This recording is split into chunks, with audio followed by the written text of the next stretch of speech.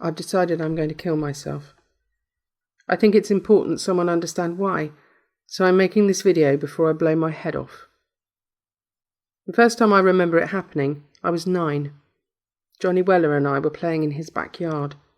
The sun was setting over his back fence, warm oranges and reds shining through the bone-white slats, like a creamsicle against pearly white teeth. Johnny was the cowboy and I was the dirty redskin stealing his horse. We ran around the swing set, him laughing and me whooping and threatening to scalp him.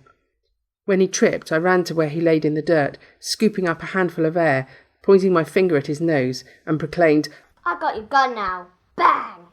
Johnny's head exploded in a tremendous blossom of crimson blood, slate-grey brain, and chips of skull that sparkled in the setting sun. My hand fell to my side, and I stared, open-mouthed, unable to understand what just happened. Someone was screaming. At first I thought it must be Johnny's mother, until she tore open the back door, and I realised I was the one screaming. Johnny's mother crumpled against her son's headless body, adding her broken sobs to my horrified cries. Johnny's funeral was the next week. Closed casket.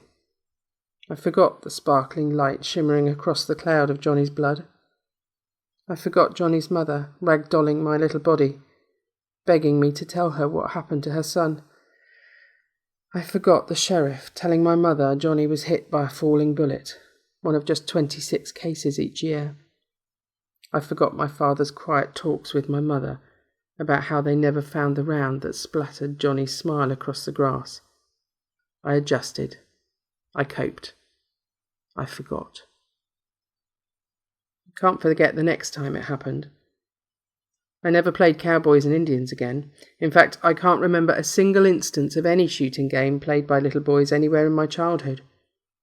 I do remember the little girl in the park, popping her little Nerf balls as she bounced around. She ran up to me, brandishing the weapon and shouting, "Hands up!" I smiled and complied, dropping my sandwich in mock terror. I lifted my hands to the sky and petitioned for mercy. A true homicidal maniac in the making, she executed me with a flurry of staccato pops. I dutifully played dead, sprawling across the bench. She giggled and proclaimed, "Your turn. Shoot me." A sudden sensation of intense discomfort slithered up my spine. I thought of flowers, glittering crimson roses wet with morning dew.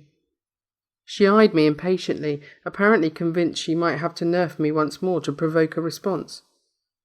I lifted my finger weakly, pointed at her, and whispered, "Bang!" This time I wasn't the one screaming. Her mother cradled her baby's dismembered limbs, frantically clutching an arm, then a leg. I'd pointed my finger at the little girl's belly button.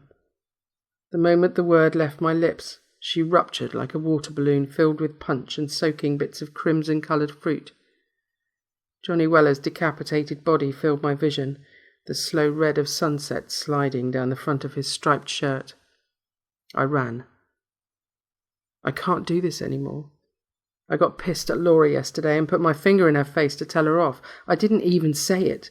I couldn't bring myself to sop my girlfriend's brain off the kitchen floor. I can't do this anymore. All I have to do is put my finger against my temple and say it. And at least I'll go out with a bang.